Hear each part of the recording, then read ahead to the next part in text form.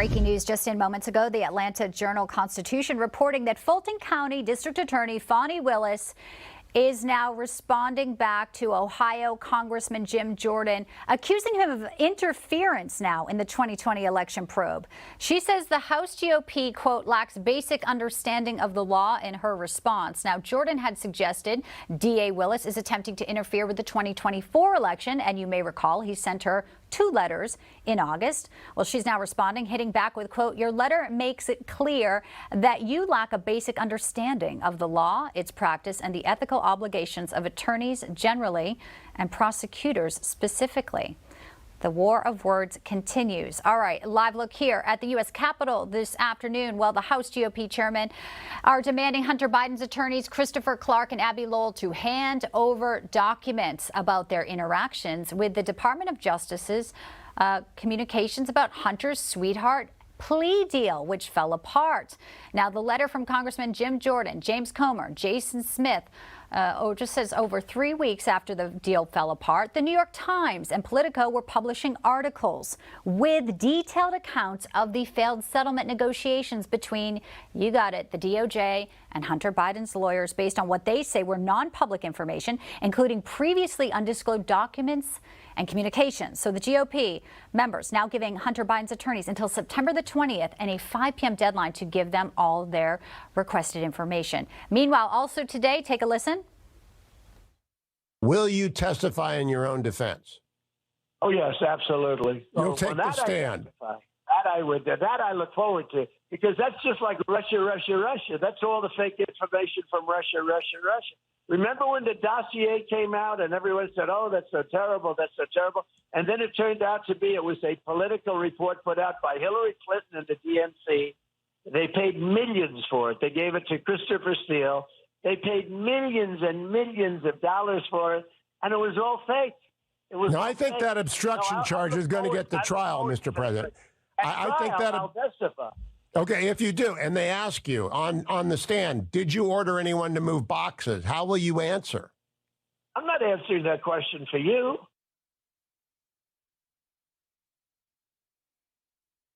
He is not. He's going to wait. Let's welcome in our legal panel to discuss some of these comments. Christina Bobb, Trump attorney for Save America, is here, and also alongside her, someone who knows former President Trump personally as well, Trump attorney Jesse Binnall. Welcome into you both. Thanks for having us. All right, it's great to have you both. Christina, you were actually there during the raid at Mar-a-Lago. What's your reaction to the former president talking about, going on the stand, talking about it as his attorney? Your thoughts on if this would be a good idea? Yeah, I actually like the idea. I haven't talked to the trial team handling that, what their strategy is or what their recommendations to him are, but I would have no qualms about him doing that. I think he has been fully cooperative, at least as far as the information that I have and what I saw. He was fully cooperative, and I think his testimony would be very powerful on his own behalf. So I would support it. How about you, Jesse? Is it risky, or is it exactly what should go down? I think that jurors like to hear the full story in a case. So oftentimes I actually, again, like Christina, I haven't talked to the trial team in this case, but a lot of times I will tell my clients that, yes, you have a Fifth Amendment right not to testify, and the judge will tell a jury that they can't hold that against you. But juries like to hear the full story. And Donald Trump is, I think, a lot of times his best advocate to actually go out there and explain exactly what happened. And so I think he's somebody that could be a very, very compelling witness for his own case. I do not think this case should make it to trial. I think this case should be dismissed because it's legally baseless. But if it got there, go all the way to trial, then I have no problem with it testifying. And that's because the Presidential Records Act, which doesn't hold any criminal penalty, it is supposed to just be, discussed there and negotiated. But let's talk about something that could be televised, obviously, and that's the Fulton County hearing. We know that Judge Scott McAfee has a YouTube live stream up and running. It was up yesterday where they had the first hearing talking about what the case may look like. Christina, we know that Chesborough, Sidney Powell got denied to sever their cases from the other defendants. Are you surprised by that? They're going to trial now in October. Right. I think they were denied to sever from each other, but they are severed from the other defendants at this point because they are going in Yes, October. yes. Fani Willis was trying to make the argument that all of the defendants should then be required to invoke speedy trial and go to trial in October as well, and the judge seemed skeptical of that. I'm also skeptical of that. It's the right of the defendant to exercise speedy trial, not the right of the prosecution. So I'm a little bit surprised that he wouldn't allow Powell and Chesborough to sever from each other because their involvement in the case is very different.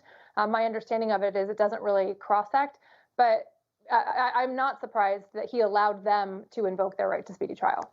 All right, so it looks like March. I heard the prosecutor yesterday in the courtroom through the live YouTube stream that we took a bit of it here, Jesse, that it would be about 4 months and 150 witnesses.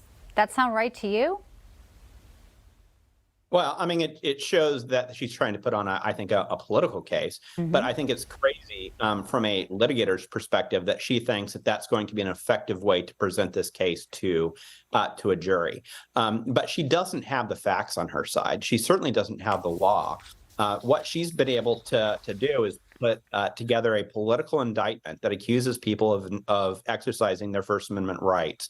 So the only way she can try to do that is by smoke and mirrors, and that's what she's obviously trying to do with 150 witnesses over 4 months. I don't think it's going to work at the end of the day. I think that if to the extent, again, any of these cases actually makes it to trial, because her case is the most obvious one, I think, for dismissal, since there's none of the overt acts actually truly alleges anything approaching a crime.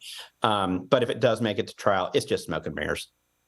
You know, we just had that little bit of breaking news from the Atlanta Journal-Constitution before we got to you guys, and she's fighting back at Jim Jordan, saying they don't understand RICO. I mean, this is sort of, you know, it all seems so immature. It seems just like, what are we talking about here? It's really kind of sad when you see the back and forth here when we know there are such bigger issues, you know, including the GOP's investigation of Hunter Biden and Joe Biden's family business.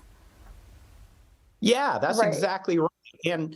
And look at the fact that she was very much in favor of the January 6th committee and all the work that they were doing, even though it was completely untethered to a legal purpose and a congressional purpose.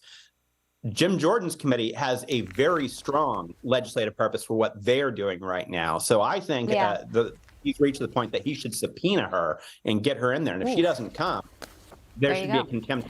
Let me get Christina's reaction to jump in here. 20 seconds to you, Christina. I'll give you the final thought. Yeah, the idea that Fani Willis wants to claim that Rudy Giuliani, who she indicted on a RICO charge, doesn't know anything about RICO, I think is laughable. This is purely political theater, and it's gonna end with Fani Willis, I think, being embarrassed.